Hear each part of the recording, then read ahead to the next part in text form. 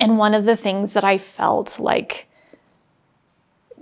God like put within me and spoke to me is that like you are to be an expert in mercy. And it's interesting because all these years later, like that is what we do. Like that is what we are leaning into is like, yes, we're doing medical treatment. Yes, now like we have all these doctors and different people who are part of our team. But like if we have a doctor, but we're not showing compassion, then the merciful invitation that we're supposed to be the experts in, like I just feel like that is what God has invited us to become.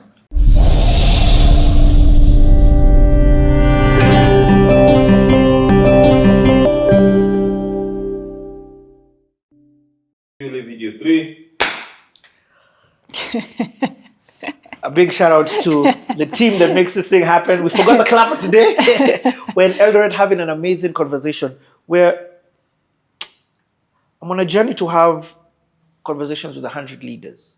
And selfishly, I do this for me so that I can learn how I can be a better leader. But also unselfishly, I have the candid conversations with cameras on so that the people watching can be flies in the room and access whatever value they feel is from the conversation. Now, in 2004, when you're coming to Kenya, how old are you at this time? 20? 25. 25. This is an aspect that I'm really trying to deconstruct. And it's this. You're fully logically aware of the decision that you're making. That you live in Beverly Hills, this hospital which has the who's and who's. Yeah, I left my job. Yeah. I left my church. I left my family. I left dear friends. I, like any belongings I had, I gave away. And I packed two, they weren't suitcases, but let's just say 2 suitcases filled with the things. I mean, I didn't really know what to bring, but I had 2 suitcases and then that's what I had. And here's the thing. When I say logical, it's from you know what it is that you're leaving, but here's the other side of the logical thing. You know where you're coming. You're not coming to Nairobi City. You're not even coming to Eldoret. You're not coming to this beautiful guest house that you've hosted us. This didn't even exist. Right. You know what I mean? Yeah. The Kipkaren that people are seeing, the cutaways, because I've put 1 or 2 cutaways in the videos, that is not where you are going. You knew where it is that you were going. Yeah, I was going to a very rural community that I had come to know and love. And while it was very different, like as far as not having electricity, not having clean water sources, bathing with river water, like it was really different, but it is where I wanted to be. And so even yesterday when we were having conversations with David Tarus about like how sometimes he used the word shago, like how sometimes upcountry is like, has certain perceptions, like people in the towns could call it ushago. Yeah. Rather than, and I like what he said, it's home. It's home. It's not a backward place. No. And it's a place where neighbors knew one another. Are we okay? Yeah. Where neighbors, like they know one another, their security, their belonging is within each other, and I was really perplexed by that, I think, and moved by that. And the idea of like, even for a season coming and being a part of that, like it felt really sacred. So it wasn't like I'm moving to some place that was like, I mean, I don't know. Like when I was young, like there was kind of like this missionary perspective of like God will send me to the place where I don't want to go kind of thing, or like to this place that's so far that like that wasn't how I was feeling or experiencing it. Like even though that's what was happening. Yeah, in some ways, like the place that people would be like, I can't go there, is the place that I longed to be. Wow. So what's this definition of warmth that you found that didn't make you instantly pack your bags and go?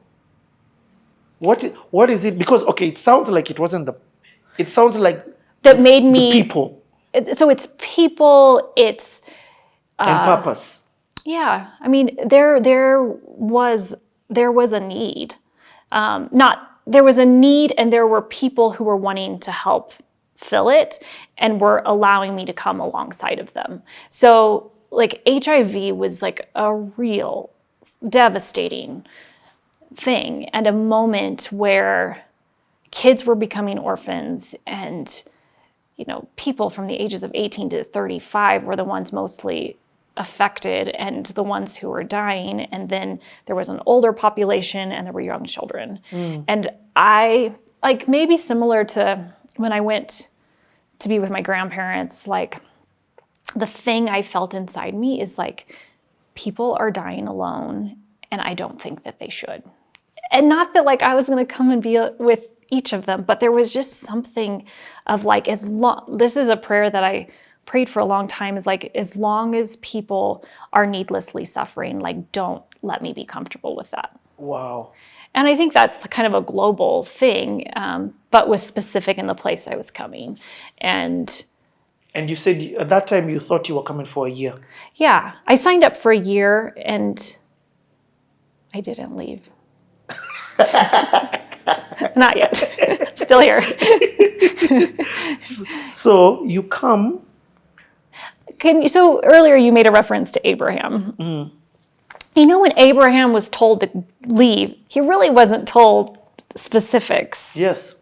So, I mean, I knew where I was coming, and I knew, like, generally, like, I'm a nurse, my background is in HIV, there's this HIV crisis, like, this is where I'm coming. But as far as, like, a detailed vision, like, there was not a big plan. Yeah. There was more of, like, can we, Kenyans and myself how can we move through this village and visit people's homes? And for now, because we don't have access to treatment, like, what does love look like? What does it look like to come alongside of these patients, their families, and demonstrate their value and their worth? Like, that's what we initially, like, stepped into. Okay. Man, it's not like you're coming, you have 2 bags. It's not like you're coming with all this equipment, with all this medication, with this. You know that people are not dying from this in the States because you're working in an institution where you're giving people the ARVs, the medicines, the testing, you're doing the testings. Right. So there's a tension of, like, I didn't come without training. I didn't come without experience or without, like, some level of knowledge and competence, but I also didn't come with everything. I came with, like, feeling like, God, if I'm going to go, like 2002, if I'm going to go, then, like, help me to be as prepared, like, to do this with excellence that I can. Not knowing fully what that would mean. I mean, that's really what happened, is like, I want to do this with excellence. Like, I think love requires that. And what made you know when it was time to go? Because sometimes I finished school. Now, looking back, there's a piece of me that's like, maybe I should have stayed a couple more years and, like, had more experience. Because, like, a couple of years into being here, like, people were so sick. And I there was a day, like, I don't talk about this very often, but I clearly remember, like, maybe I need to go back to medical school. Like, I don't feel, like, as a family nurse practitioner, like, so many of these patients, we would just refer out, like, refer to the specialist, but I didn't have the specialists to refer to. So I kind of wrestled with, like, do I go back and try to go to medical school and then come? And one of the things that I felt like God, like, put within me and spoke to me is that, like, you are to be an expert in mercy. And it's interesting because all these years later, like, that is what we do. Like, that is what we are leaning into, is like, yes, we're doing medical treatment. Yes, now, like, we have all these doctors and different people who are part of our team. But, like, if we have a doctor, but we're not showing compassion, then that merciful invitation that we're supposed to be the experts in, like, I just feel like that is what God has invited us to become. you're forming your, lack of a better word, organization culture. And part of that culture exists this thing called compassion and what you've just said, mercy, as well as skill. Because where I think sometimes people don't actually do it well or right is they feel like love is enough. But love involves excellence. Like the skill is a part of that. Like it's not like love is just like some fluffy thing. Like love is in the way we turn the patient. Love is in the way we clean those wounds. Love is in the way that we give the right medications. Like it's the attention, it's the intention of how the work is done. Was there, okay, when you come, are you relying on your savings? How are you eating on a day-to-day? Have you assimilated so much into the society that you're going to pick your cabbage? By the way, we've seen how much you've grown. Love cabbage. We have grown. We've seen how, is this where you are like, you know what, subsistence living is where it's at. There's no Walmart. So I was working for that year with Empowering Lives International. Okay. So there were like funds that were being raised for both the ministry work that we were doing and the medical work that we were doing, but also for surviving. But I mean, we were eating ugali and mboga, like, I don't know, I think every day, like, that's what we had. Okay, so you come into this place. You've been coming in before. It was still 2004. I think this is important, just so that somebody again who's watching this can understand what then do I. You decided I'm not going to have my own house on the other side, and then be coming to the community. I want to have my house in Eldoret, and with my car, and every day I'll be going there. Yeah, no, I chose to live in the community. What did you need to adjust to be part of the community? First of all, do you feel like they accepted you? Yeah. From the get-go? I feel like they welcomed me and received me. I mean, I may have not read all the signs and signals, right? Yes. But every day I felt the warmth and welcome of a community. I did. Like, one of the things that's like really interesting about all of these years of being here is like, I've never felt alone. Like, I've never, ever felt alone in this journey. Like, the work has never been something that I'm like trying to pioneer and like convince people. Like, it's always been in a team. And I can't imagine it being any different than that. Wow. And being with David Tyrus and his wife Allison, like all of these years, they've been home, they've been family, they've been, for David, like a mentor, because, like I am from a different culture. Like, I came into a place, and like there are things where it's like, could we do it this way? And he'll tell me yes or no, and he's very honest and frank with me and doesn't let me like go too far off the rails, thankfully. Give me an example of that, because that's powerful. That sometimes somebody can look at you from the outside and be like, she's the professional, she knows. But you met a community that was like, no, that's not how it's done. So he's always respected me as like a medical person, but also guided. Like, early on when HIV testing came in, it was kind of like, how can we get this to as many people as quickly as possible? So we'd have meetings and it'd feel like this great idea. Like, what if we do home visits and like do house to house HIV testing? And he was just like, it's too early, it's too soon, you can't do it right now. And eventually it came, like, and he was willing to adjust when he felt like it was ready. But having that like really that expert, that person who understood where the community was at, and like, because he'll say sometimes like the community might say yes to you, but they don't actually, like, you know, like there is this level of yes like quoted, they're going to say yes, but they're not no. going to embrace that. And he's so honest of like, it's not right. Like so even like for years and years, I mean, it's changing a little bit right now, but for years and years, it's like the women of the community are wearing skirts. So you can come in because you're not from here if you want to wear trousers, but like you're not assimilating to what is happening in the community. Wow. And so we wear skirts, you know, and it's not from a like, I get it. a gender role. It's like, this is what's happening within the community, and you're not the one to change, you know,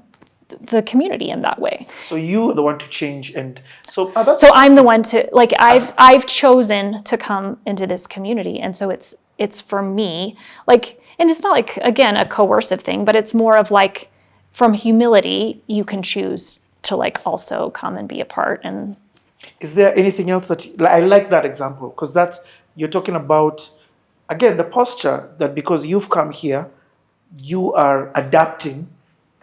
And again, I like that what you said. It's not from a coercive way. It's a way to be part, to play your role, to be part. Is there another example you can give of something like that? Because that's two cultures. You've come from this culture and there's this culture. right. None is better, none is worse. It's just that if you're coming to this culture, what then do you need to let go from your culture? Language, for example? Yeah. So Swahili and Kalenjin are both spoken within the community. So I'm not a language expert, but like can do my Swahili listening and interaction. I mean, I can conversationally engage with Kalenjin. I mean, Kalenjin. yeah, it's 20 years. Like Kanji says, Julie, you're good at many things. Language is not one of them. So I'll take that with some humility. And like, I mean, I would love to like be fluent in both those languages. I'm not, but I do feel like I can engage with conversation. But that's actually a good one. So when you first come, what did you had to, that's hence where David comes in, translators. But many people speak English. And then those who don't, then I would be with other team members that we could translate. Like I went to language school. I mean, I studied Swahili in Tanzania for a little while. And in this period? In 2004. You went to Tanzania? Yeah. I went by bus to Arusha. To learn Swahili? It was very sing-song. I mean, we love Tanzania. I'm not saying badly. I got chased by baboons. It was like a whole thing. You know, I was like, what am I doing? Like, take me back to Kip Karen, please. But yeah, I mean, yes, we speak Swahili, but mine is not the best. Sawa. Okay, so you arrive, now you begin working with Empowering Lives. I'm sure you're finding out what's happening on the ground. You're trying to bring in solutions. That's not working. There's also David who's helping you. Maybe back to your example for a minute. I think another thing that takes time when you come into a new culture and community, and probably even if you came from Nairobi to Kip Karen, I mean, I think similar, is you have to be very careful how you judge people for the choices they're making. You know, like an example is, you know, mothers who have children with disabilities, and initially it's like that mom locked their kid in their house. But truthfully, the mom locked the kid in the house to try to protect the child while she's going to try to make sure that her entire family is going to have food today. Like, what impossible sort of choice is that? So like, David has been helpful, and then just years of experience has been helpful in me like not being quick to judge people for the choices they're making, that like I have no idea how you make that decision. Because you care, you want your child, and it's hard. Like you want your child to like thrive and they're not thriving. And you need the rest of your children to eat or to go to school or to do any number of things that you just have to be really careful to not judge. Wow. That is so powerful. How do you fix mistakes? In this assimilating into the community, there's a lot of mistakes you're probably going to make and it's not And you knowingly. don't even know Yes. sometimes when you're making them. Yeah. So there's what I would say, like we never arrive also. Like this is an ongoing day by day, moment by moment choosing like how to like walk in a place and among a people and like do it with humility. Like we have to be humble and we have to listen and we have to be learners because like my ways are not necessarily right. What does do it with humility look like? Because sometimes we use the words, but what does it look like in practical? Well, I mean, I do think listening and learning. So listening is a big deal. So rather than just always projecting what I think is right or my opinion, or I think that's important. But I also think as we go into spaces, like really paying attention because I think there's nothing harder. There's nothing harder than like trying to come into a new community and doing it with arrogance or doing it with like, I have the financial resource to do this, or I have the knowledge and experience to do this, but I'm doing it in a place that is different than where I've done it before. Like money alone doesn't fix these things. You know, like you can have the money and I or others could bring it in, but like if we don't have the humility to listen to the people who are actually the ones that this is their lived experience, then like it's not going to be helpful or effective, and it really might be harmful. And I think Empathy. I love that. Do it. But I think there's a posture. I think humility has a posture, and then from the posture, there's fruits in the way that we engage with people that actually is what allows them to understand or see or experience that we're not better, that we're not, because I mean, there are people at times who come in and think they're better. They think that they know better, they have more, they have all these things, and they can be completely useless, you know? But also it's that definite. You see, I can understand why they think they have better. They think they're better because they can look and say, hey, I have this money and this money can help you, so I'm doing better. I have this house, you don't have electricity, I'm doing better. I am better. I have this, I've gone to school, I've gotten all this education. I am better. I have healed all these people or given them, you get. And right now we're not just talking about like people internationally. Yes. Like this is within Kenya too. Like this is people who like Nairobi, call it what it is. No, but it's not just Nairobi. Like I think it's even people who, there are times who people go to university and then they come back to lead the programs, but like the experience on the ground, like if they're not humble in the way they approach it, like it's actually not helpful or effective. Wow. There's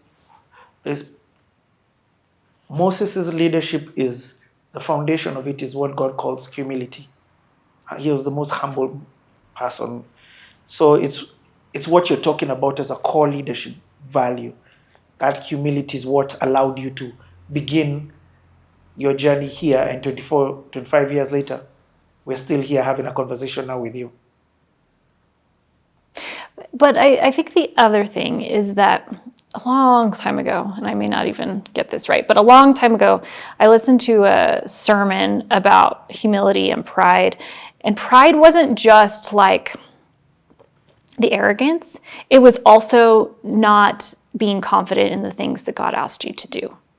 Like, so it was a trust in self versus like the humility that like, I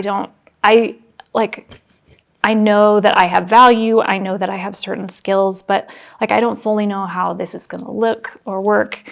Like, but I'm going to trust that God is with me. I'm going to trust that he's going to bring the right people for us to do this together.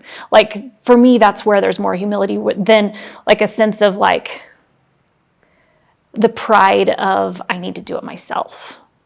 Wow. You've just answered the question that I've been trying to look for the answer to. And to skip forward with the hospital and the complications with SHA or NHIF or SHIF or these solutions that are supposed to be there to help your organization run. And as much as the organization or the hospital is bringing such amazing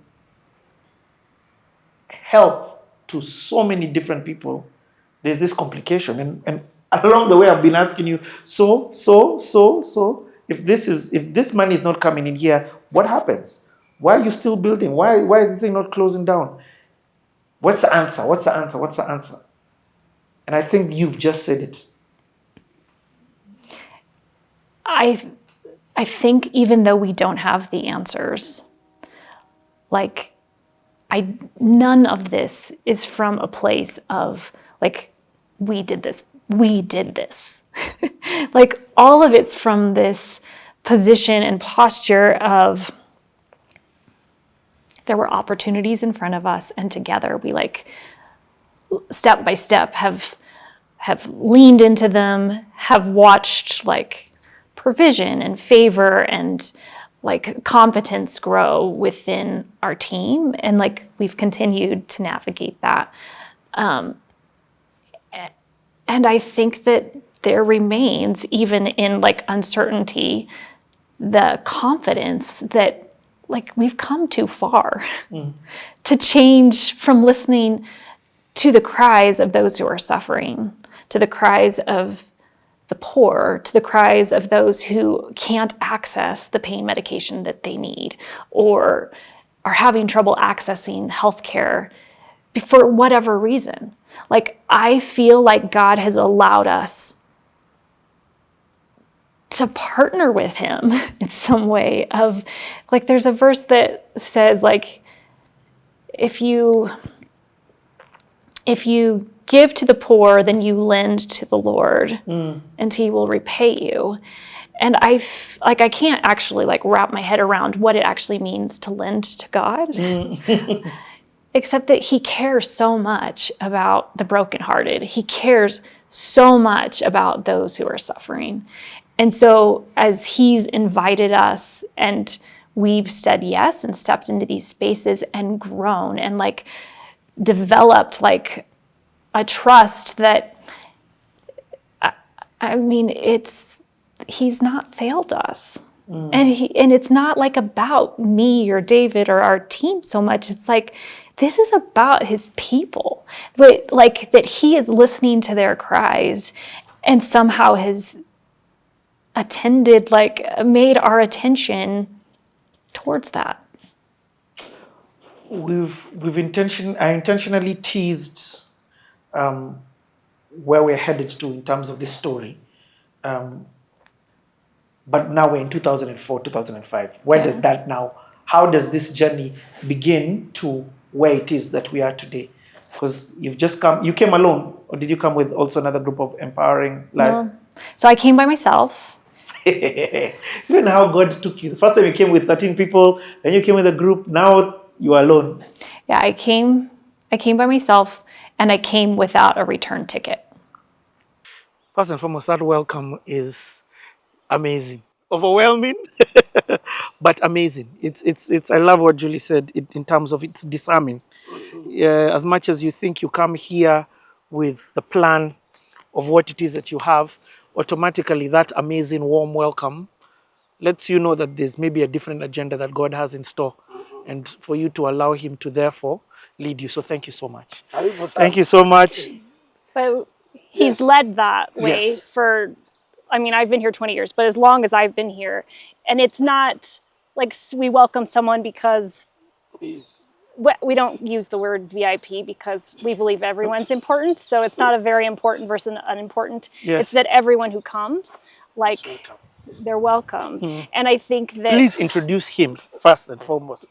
Introduce him. This is Bishop David Tarus, Yes. who is a pastor, a farmer, a leader of leaders, and really should be teaching community development to the world, and has been a father figure for me and a mentor for the entire time that I've been here. And Wow. like Living Room would not exist without his leadership, his commitment towards, I think, this community and the things of God's heart. So yeah, but one of the things that we often say, even around these welcomes, is, so often Africa or Kenya can be labeled as resource poor. And one of the things that we talk about all the time is, what are the things that we're resource rich in?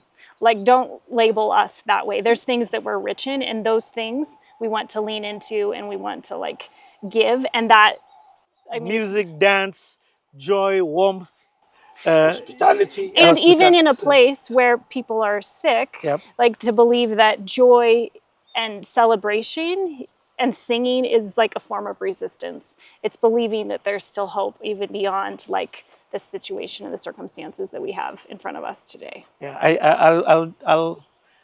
I'll say that it's already changed my mind in terms of arriving. You don't enter a hospital and people start singing and to hear that it's not just been done for us because maybe we've got the cameras and stuff, but this is a culture of what it is that you do in terms of welcoming even patients, Yes, despite how sick they may be. they are. Wow. They are welcome. Okay. And like what Hospitality is what we have in Kenya, in Burundi, and that's what we can give to the world. You know, the way Julius explained, Kenyans, when you watch them go to east, to west, north, central, wherever you go, you see hospitality in the eyes of Kenyans. They can welcome you with a cup of tea. Even if there is no milk, they can give you strong tea, Strongy. strongy, but they do it with a joy. And I think we have something to give that the Lord gave us, and we need to really give to the world. And one of them is the joy. We want to tell the patients here, we know the pain you are going through, but here is your friends that you will go through together. And the outcome belongs to the Lord. Wow. We are here to serve you. We are here to assist you in any way that it is in our scope. And the rest of the things we leave to God, but remember, you are not alone. You have a team. Always people will show up every morning, every evening to come and love you, care for you. And also, you have a family, even at this time, when the world becomes small to you, we can still open for you Wow. and tell you, we have come, we have arrived, you are ours. Let's talk about today. Let's share what we have. Let's sit under the sun and get this warm together. Let's share a cup of tea under a tree. And that's what all these things we do, which seems small, but when you see somebody seated in one of the tree and you see the family surrounding them, you see the power of a shade at the difficult hour of a human being. Wow. Yes. I was just going to add that I think the other piece of this is that a lot of the people who we serve at Kimbilio, many of them would be from lower socioeconomic backgrounds. Yeah.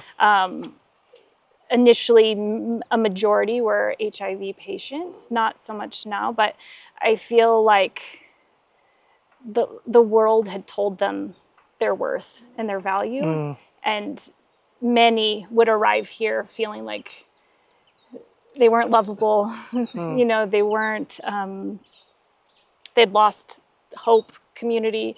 And so to be able to create a space that's a refuge, that's a place to run to, where they could be hopefully reminded that they were made in God's image and that we would treat them like that.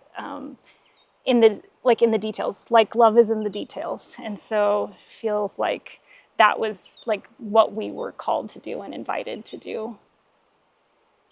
Wow. Karibu-san.